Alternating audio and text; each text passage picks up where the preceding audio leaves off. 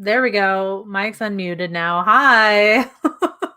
Hopefully I'm live now and in the right spot and everything.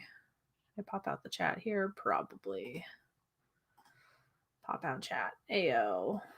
I don't even know if anyone's here, but I'm here. What's up? Hello? Welcome. Anybody? Ben is here. I am live and being watched. Great. That's what I like to hear.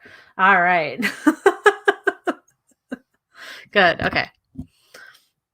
Just wanted to make sure everything's going smoothly so far. Can't say what'll happen for the rest of the stream, but you know.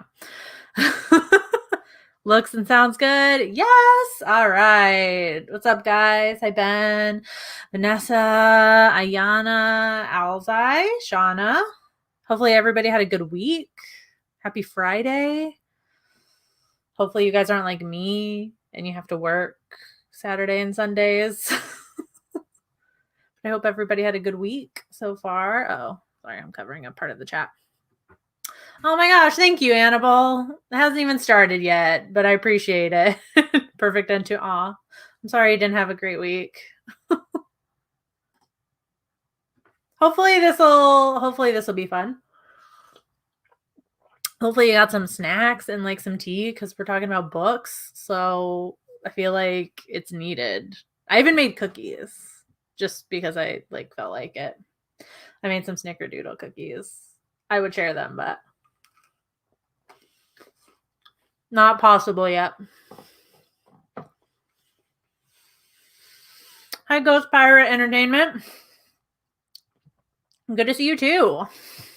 Welcome, everybody, to the first ever Creepy Book Club stream. Hopefully this will be a regular thing. I kind of wanted to make the like Creepy Book Club discussions like an event, you know, like do something fun. Everyone is about cookies today. I'll have to get some. Yeah, or you can make some. Homemade is the best. But yeah, so the Creepy Book Club, I wanted to do something like special for the Creepy Book Club, like, 'cause I feel like we just have our discussion and Goodreads and then that's it. Like I wanted to do something kind of fun. So hopefully these streams will be fun for everybody and maybe encourage some people who aren't a part of the Creepy Book Club to be a part of it because it's super duper fun. For anybody who doesn't know, our Creepy Book Club is on Goodreads. The link is in the description.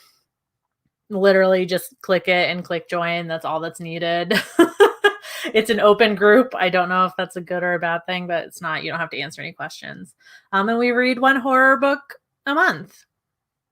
And we talk about it on Goodreads. And now we'll talk about it on live streams. So my plan for this stream is to talk about our July read, which is Survive the Night by Riley Sager.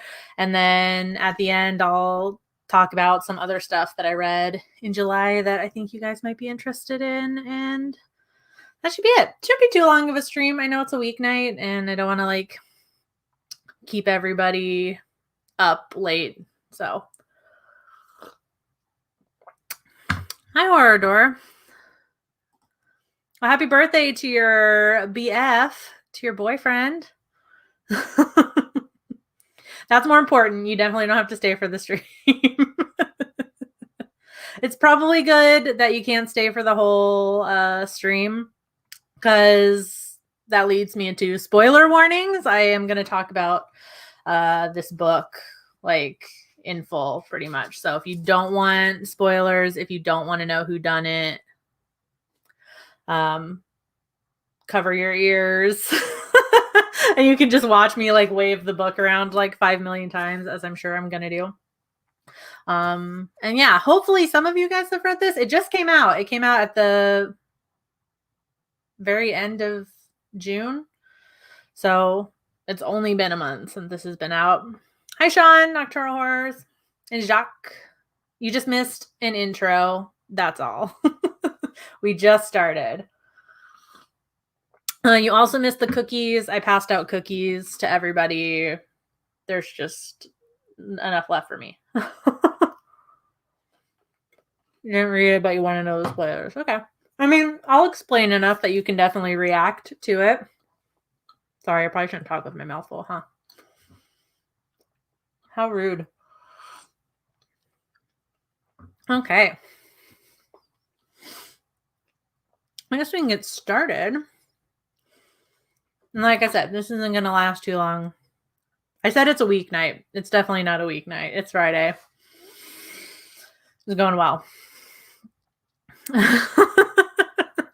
Let's avoid the spoilers. Of course, yeah. I don't want anything spoiled for anyone. So we're starting now. I'm not going to jump into the ending yet. I'll just explain what the book is about really quick. So our July read for Creepy Book Club was Survive the Night by Riley Sager. The book follows our protagonist, Charlie, who is trying to get a ride home for the holidays. Think very opening to Wind Chill with Emily Blunt. Like it's almost the exact same scenario. She's trying to get a ride home for the holidays. And she's just like she doesn't plan on coming back because her friend and roommate Maddie was brutally murdered by a serial killer that has yet to be caught. And the serial killer roams around their kind of college town and claims victims there. So she accepts a ride from Josh, who she does not know at all, a complete stranger. And as the ride goes on, she starts to suspect that maybe Josh is the campus killer. Really quick. Hi, Justin, who just joined us in the middle of that summary. So that's the rough kind of like plot of the book. That's the setup of what's going on. This is only the second Riley Sager book I've ever read. Has anybody read anything else by him? The only other one I've read is Final Girls, which I think was their first book under this name, because I'm pretty sure this is a pseudonym. Yeah, this is a pseudonym for another author, but it's the first, only the second book, I mean, I've read by Riley Sager. Lock Every Door. I keep hearing about that one. Surprisingly, the only Riley Sager books I hear about all the time are Lock Every Door and The Last Time I Lied, I think is another one. And I haven't read those. Oh, Home Before Dark. That's another one. Okay. Okay, so this will be interesting. Oh, Sean has read all of them. Okay, including this one. I'll be interested to see like what you think. Sounds like a Fear Street book to me. I'm just basing that off the movies, but I'm not sure. Mouthful of Pain. I love your username. Read about 30% of this so far. Oh, you're hold up. Yeah, that's the thing with the libraries. Everybody wants to get it. Wasn't able to finish it in time. That's okay. No worries.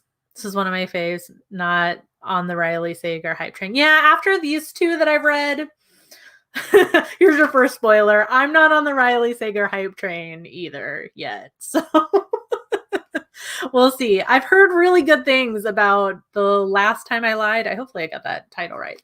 And Lock Every Door. So I don't know. I don't know. Maybe I'll try them at some point, but these first two books I've read so far have not convinced me.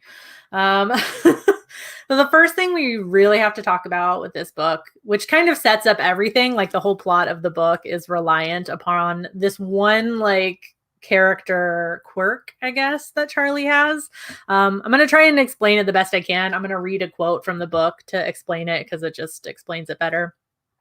But she has this condition thing that she does. I don't know what we're going to call it.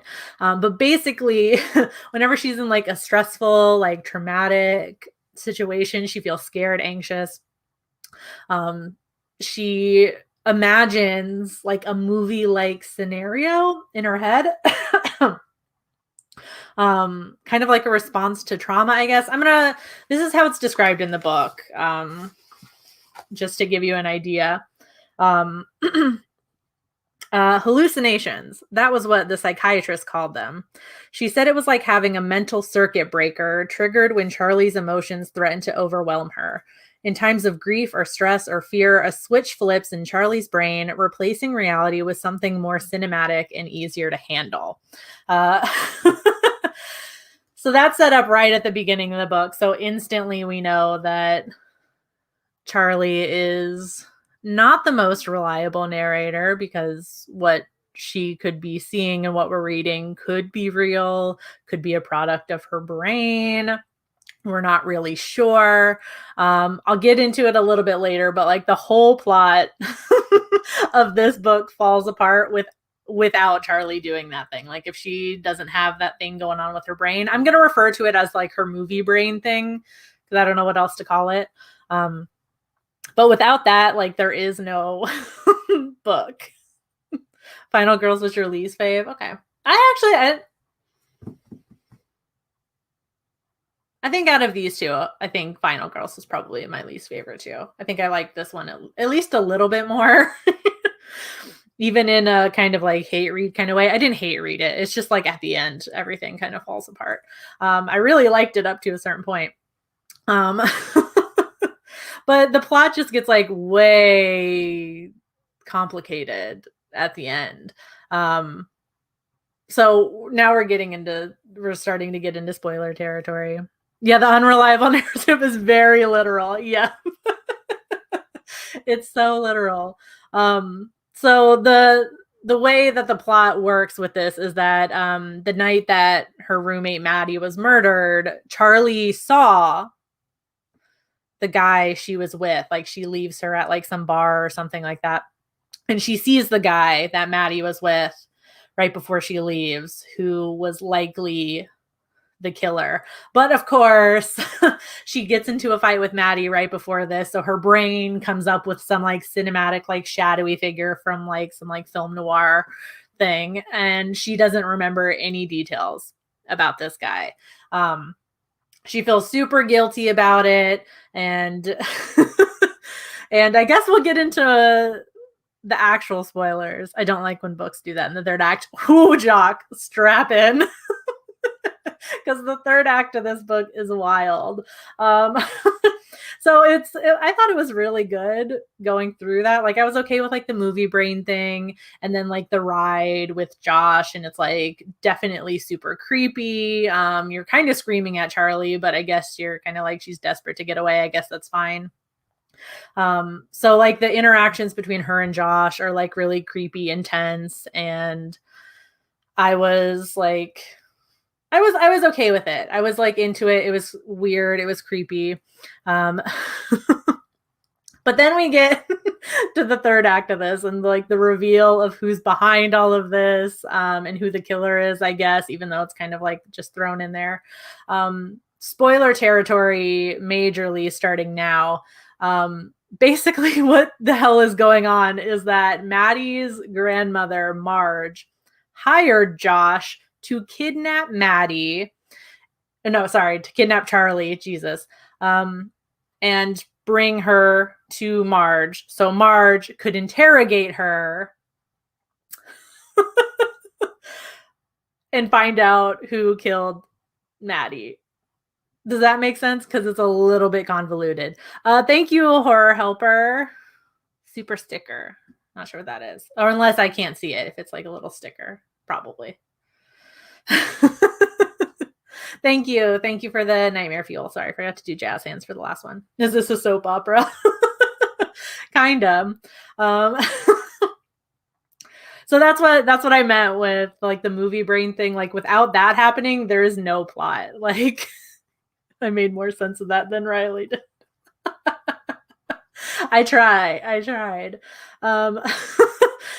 The thing that was like killing me about that too is Marge the whole time is like, I don't want to hurt you. Like I really am just after who killed Maddie, while threatening to like pull her tongue out with like pliers to get her to try and remember.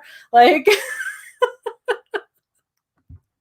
like yes, somebody who has a trauma response, like the way Charlie does, the thing to do is to traumatize them to get them to remember.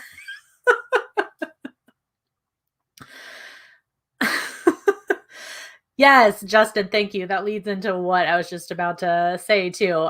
Justin said the final twist feels like a cop out because after that reveal, it's kind of a moot point discussing the plot because it's not her real experience. Yep. Absolutely. So I guess we can just throw in there who the killer is because that's essentially what Riley Sager does in the book is literally it's like, you're thinking like, oh, it's Marge. Like Marge was behind this whole plot. I was thinking that we weren't going to get a killer reveal. I was thinking it was going to be kind of like ominous, like he's never caught. And it's not really about that because it seemed like the book was moving away from like a traditional, like we got to find out who done it. I'm kind of happy I didn't finish the book. Yeah, I'll just break it all down for you right now. And the killer is revealed so like flippantly, it's almost insulting. Like it's kind of just like, oh yeah, and Charlie's boyfriend of like a year, Robbie, is the killer because of fucking course he is. Like and the problem I have with that is that we don't get enough character development for Robbie for it to make any sense. Like we don't have enough scenes with him to like see him maybe being creepy or maybe see any red flags. And of course, like Charlie leaves campus and goes on a car ride with Josh. So like Robbie's not in like a huge chunk of the book. And it's almost like Riley Sager like got like so far into the book and was like, well, you know what? I gotta like say who the killer is. Who? What characters do I have here? Who could it be? Robbie. Yes, Justin, thank you. I was kind of hoping that too. I mean, that would definitely be a super dark, super realistic ending because you can only imagine like how many serial killers out there, how many really bad people haven't been caught.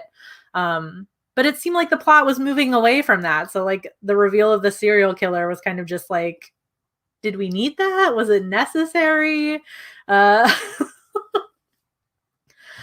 Goodness.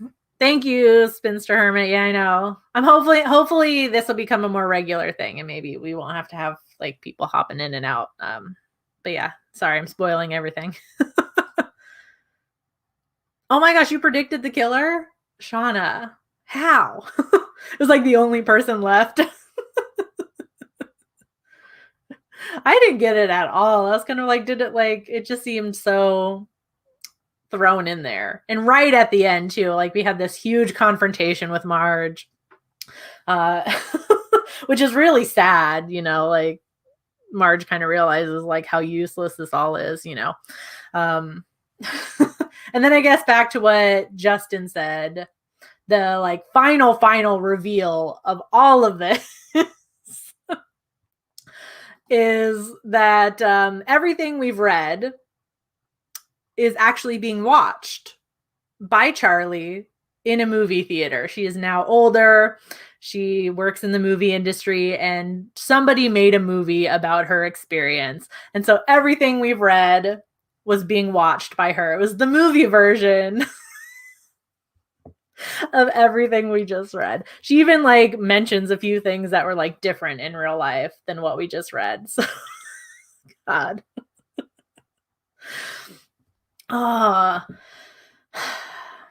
It was Oh, thanks, Mindy. Hey, welcome. It's your first Sager book. Okay. This is only my second one, so yeah, I don't know if I'm gonna read any more of theirs, but I know in the Goodreads chat you liked it a little better than everybody else, I think. So it has really good pacing. Like I feel like up until like that third act, everything was paced really well. Nothing like got dragged out or anything like that. Nothing felt like it lasted too long. And it was interesting enough. I thought the ride just between Charlie and Josh was really creepy and really tense. I just feel like that third act, it just threw so much into it that it just kind of fell apart. Just kind of fell apart. The whole it all being a movie thing, I feel like it at least gave like Charlie's like movie brain thing another purpose other than just holding up the entire plot. But it was still like, it just felt like a cop out for, you know, Charlie making all these stupid decisions because it was a movie, you know, that's typical. Like,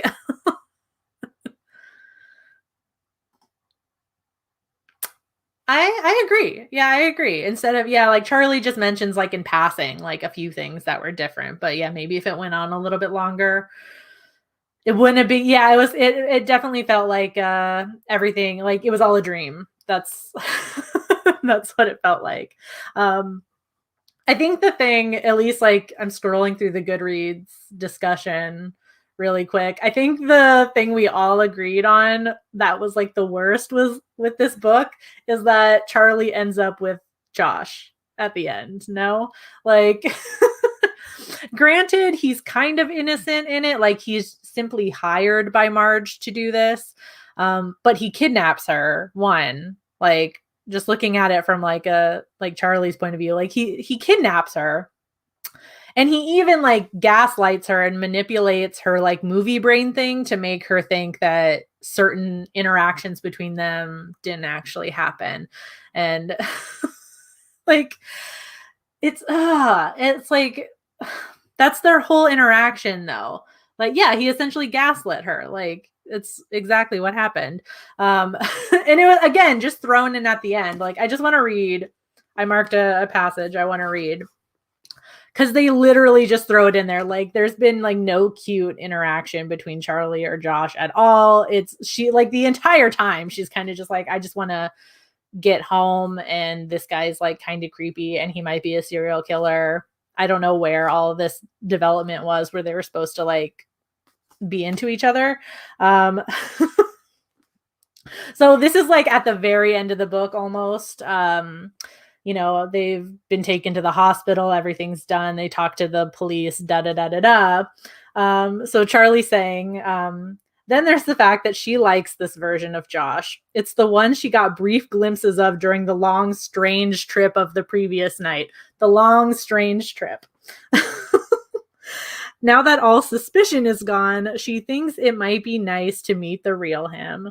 But the bedrock truth is that surviving the night has left Charlie feeling lonelier than ever. Maddie's gone. Robbie too. Now more than ever, Charlie's in need of a new friend. Like, what? It's essentially like, I have nobody else now. Might as well go out with Josh, whose name isn't even really Josh. Exactly. Thank you, Mindy. Yes. I don't know where the attraction was supposed to happen. Like, there was maybe like some kind of cute nervousness right at the beginning, but it quickly just goes into, this guy might be a serial killer. I might be in the car with a serial killer who's gaslighting me. None of this is cute. Yes, Kimberly, head explodes emoji. Like, seriously, it was just unneeded, is what it was. It didn't need to happen. It's just that little passage, and then in the epilogue, after she watches the movie of everything we just read, he like picks her up from wherever and they're married, and that's it. Like, did that detail need to go in there? She her boyfriend of a year previously turned out to be a serial killer. Like, you don't like, I would want to be single for a little bit, you know?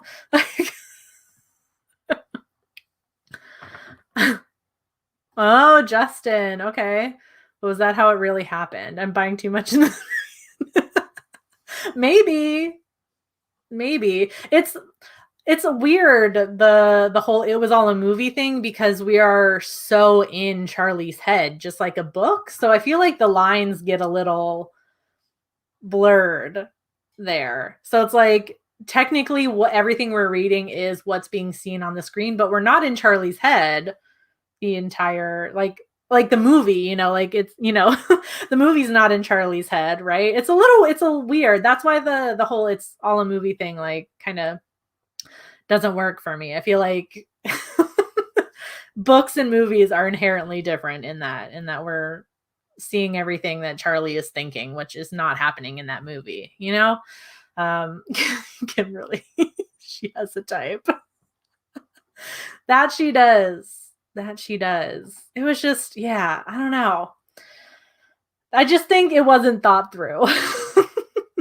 I don't know that everything could have played out in the way it did and it made sense ever. I think we might need like a whole nother like 300 pages added in here to like try and make all of this make sense, but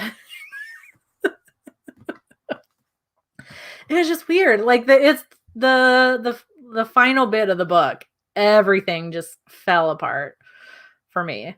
I liked it up until the end. Like oh yeah, that's true. It does kind of have like I'm thinking of ending things atmosphere. Yeah. Absolutely.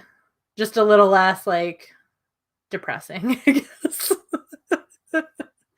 Yeah, and I liked that part, like the whole car ride. It kind of reminded me of that. It reminded me of Wind Chill. Yeah, I couldn't sit through another 300 pages of explanation. I feel like that's what's needed to make this make sense, and that's the problem of this book is that at the end I'm just like none of this made any sense. I'm just like one positive thing we can take out of this is I read this so fast because it was just really fast paced. It was a really fast paced book and it just like lends itself to keep on turning the page.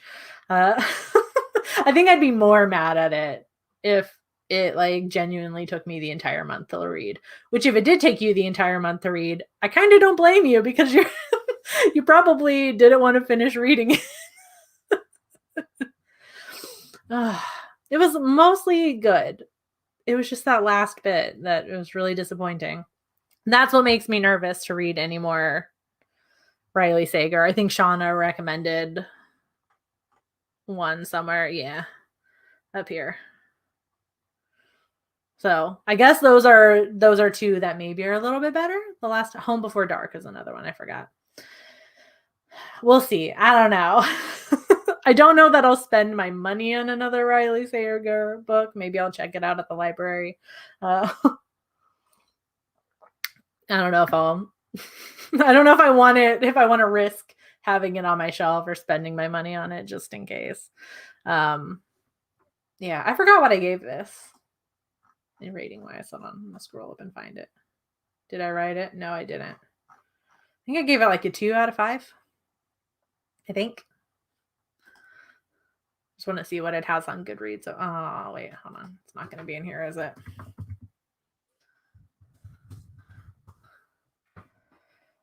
I'm curious as to what everybody else rated it also. If you did read it, because I know a couple of you in there did.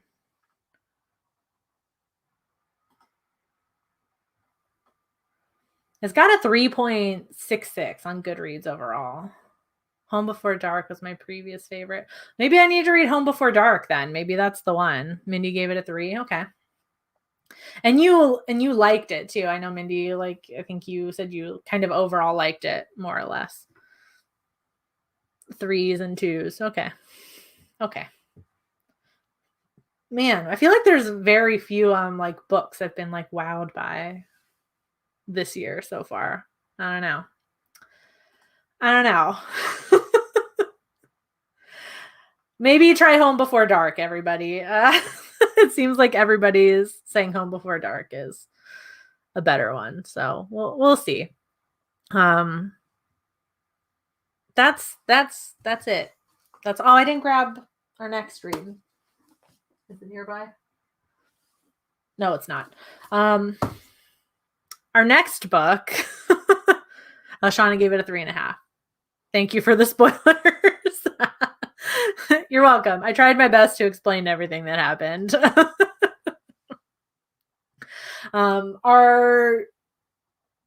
What's next month? August. Our August read. I don't have the book with me. It's way the heck over there on that far shelf.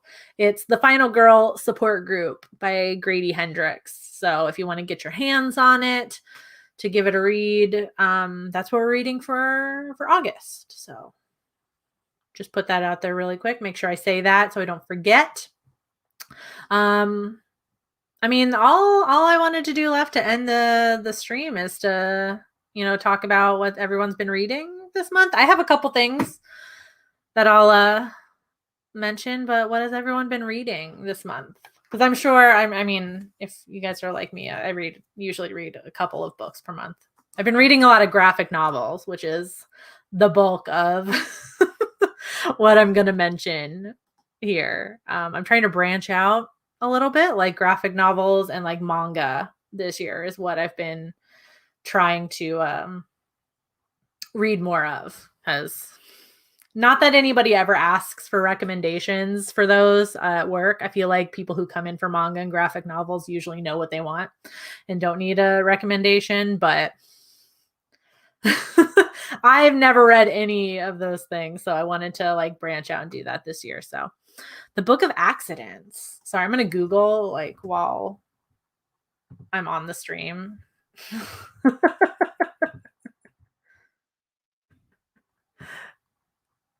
Only because if I got to add something to my TBR, like I got to do it now. The Book of Accidents. Sounds kind of familiar. Oh, okay. I was looking at that book at work by Chuck Wendig.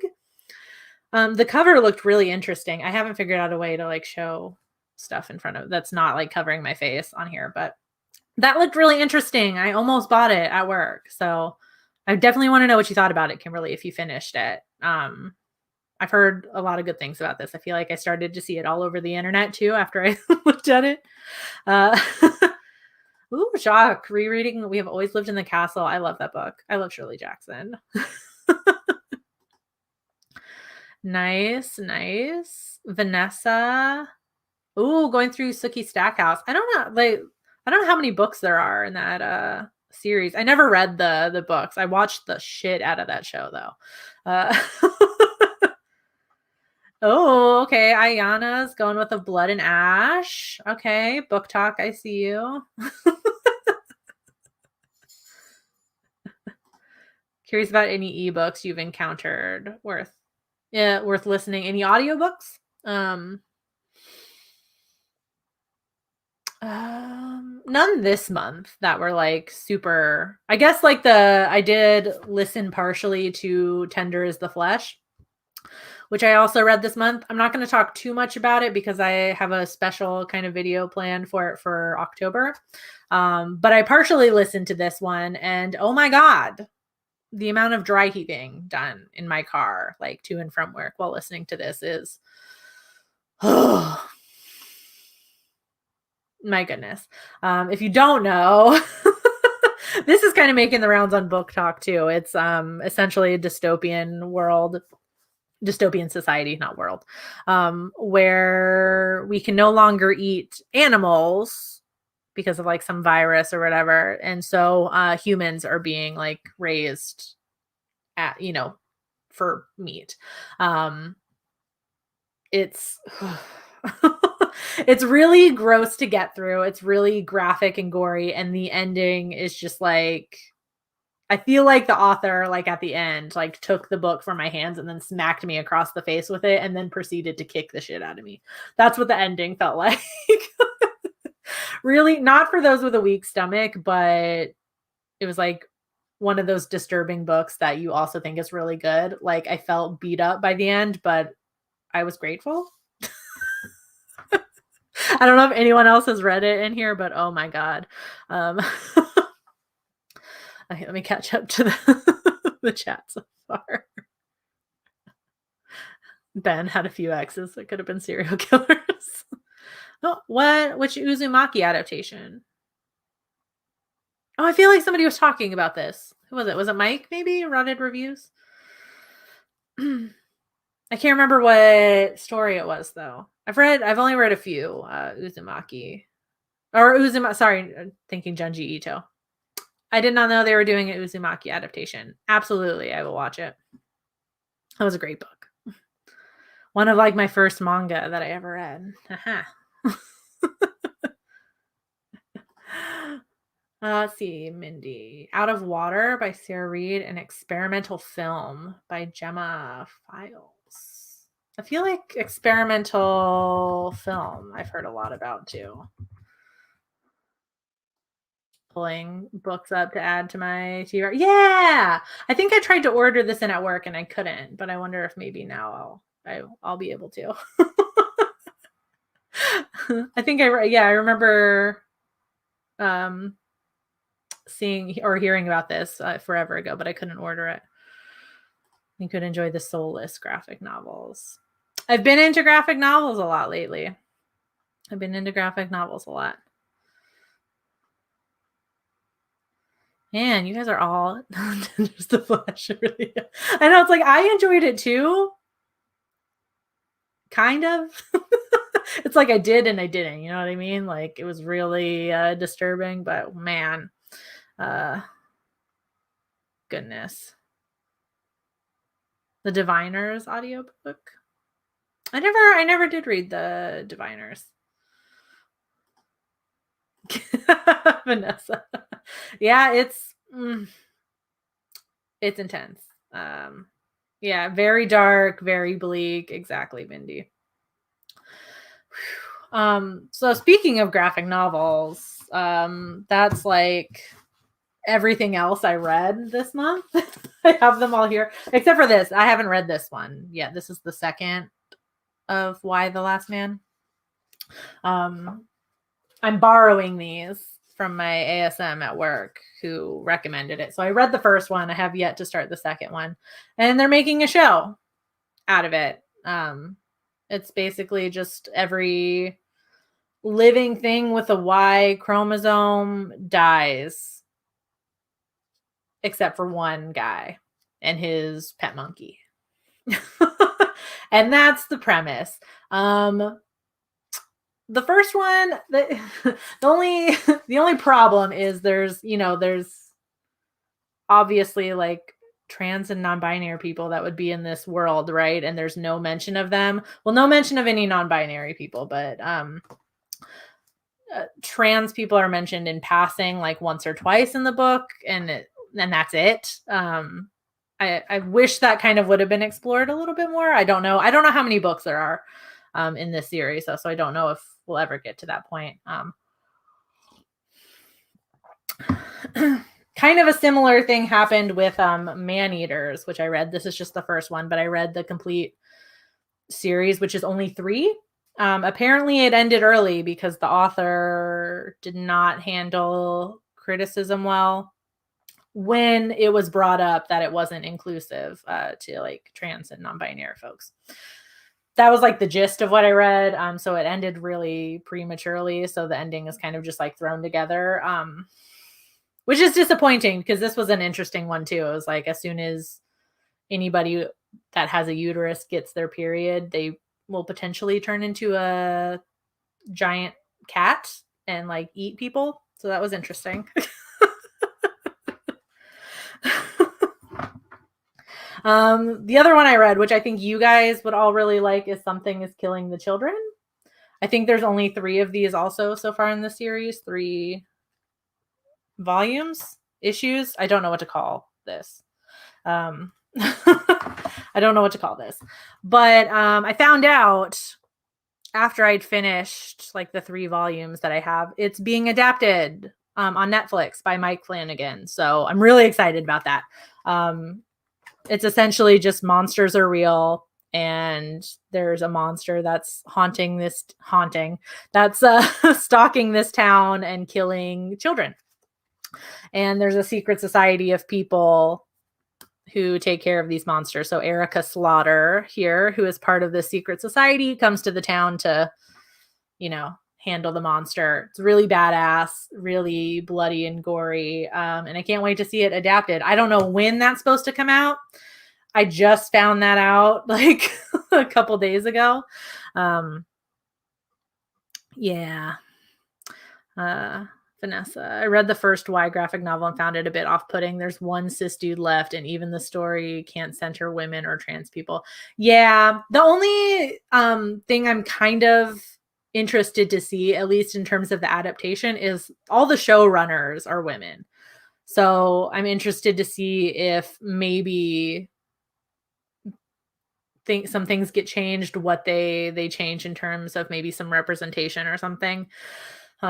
So I'll at least watch the first episode of the show and see if it, if it handles it any better. Cause it's definitely, yeah, it's an interesting concept that it's just like there's facets of this scenario that aren't explored enough, and it's disappointing. So we'll see.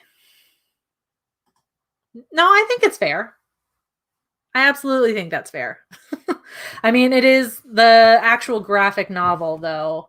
I'm just double checking, is created by men completely. At least definitely the actual creator of this is a cis dude. So like I said, the showrunners are women, so I'm excited to see what they do with it. And I think somebody mentioned, Melissa. Sorry, I did see it. I just coming back to it. Do you have any suggestions for a horror anthology book / short stories? I think a couple of people were mentioning some here: Slasher Girls and Monster Boys. I have a whole shelf of anthologies down here.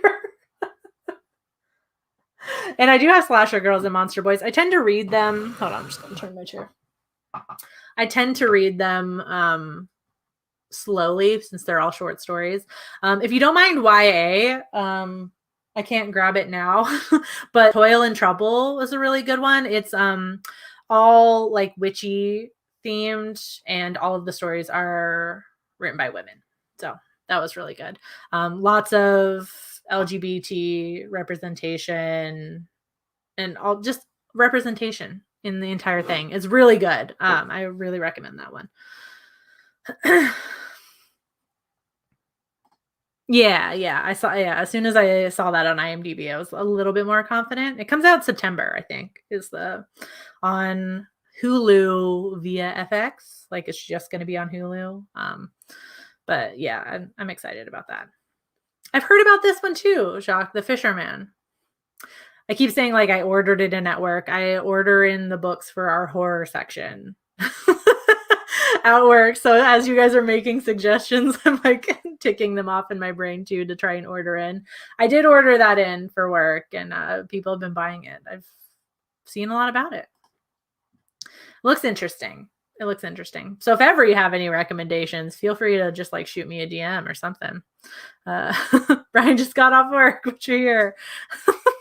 We're kind of coming to a close. We were just talking about everything we've been reading this past month. Anything anyone's like planning on reading in July besides Final Girl Support Group, which you guys should all read? You guys have plans to read anything else this month? I have a bunch of recommendations from my patrons that I have not gotten to yet that I think I'm going to dedicate August to. So I got a lot to read there. I also kind of want to read, I have it on my shelf. It's Allegedly by Tiffany D. Jackson. It's supposed to be extremely disturbing. It's for October. I got a disturbing book thing going on for October. So hence why I read Tender is the Flesh also, because that's supposed to be extremely disturbing. And it was. It absolutely was.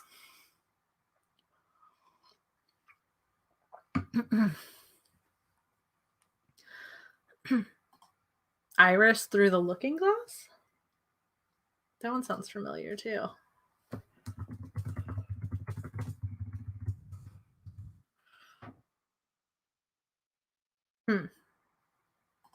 And the Lolo Woods comic. Man, all these like comics and graphic novels you guys are talking about. I feel like I'm just gonna be like a graphic novel guru soon. The Garbage Pail Kids. Okay. Mindy, funny that you mentioned My Heart is a Chainsaw. This was not planned. I'm sure this was just completely just Mindy's gonna read this. But My Heart is a Chainsaw is our September read for Creepy Book Club, because I think it comes out like mid to late August, I think. Or it just came out late enough in August that I didn't want to make it the August read. So Final Girl Support Group is August. My Heart is a Chainsaw by Stephen Graham Jones is going to be our September read if you guys wanted to check that out. Now I'm reading For Your Own Good, the Literally Dead book club. I love that name. I'll have to look into that book club. I've never heard of it. Junji Ito, Deserters, coming out in December. Okay. Yeah, I've read a couple of Junji Ito's stuff. I really, really like it. So nice. Ooh, somebody got an ARC. Lucky. I was hoping we'd get one at work, but we did not get sent one, unfortunately. I can't wait to read it. I really, really liked The Only Good Indians. So I'm really excited for that one. Yeah. I'm excited everyone's going to read it. So that way we can all discuss it. Yeah, that's all I have planned for this stream. Just super casual, super quick. I just wanted to do more live streams to like hang out with you guys and talk to you guys a little bit, even if it's just for like an hour or so.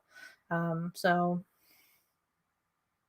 I'm hoping you guys will read the Final Girl Support Group and we can talk about it at the end of next month. That's what we're reading all of August. If you go to the Goodreads page, which is linked in the description, you can see what we're reading all the way through the end of the year. We try and plan in advance so that way you can hop in and out as you need to. Yes. So we'll go back to Wednesday nights after this. This was the exception. So after this one, live streams every Wednesday. Not all book stuff, all different things, but we'll definitely do a book stream each month. I'm glad you guys had fun. Thank you for coming and for discussing that wild ride that was the Riley Sager book with me. Maybe we'll all try Home Before Dark because that seems to be what everybody recommends. So thank you guys for coming. Thank you for joining me. I really appreciate it. And I will see you Wednesday with another live stream. We're going to do some crafts. So stay tuned. I'll drop more details about that later, but we're going to do some creepy crafts on Wednesday. So I'll see you then. Thank you for coming and I'll talk to you soon. Bye, you guys.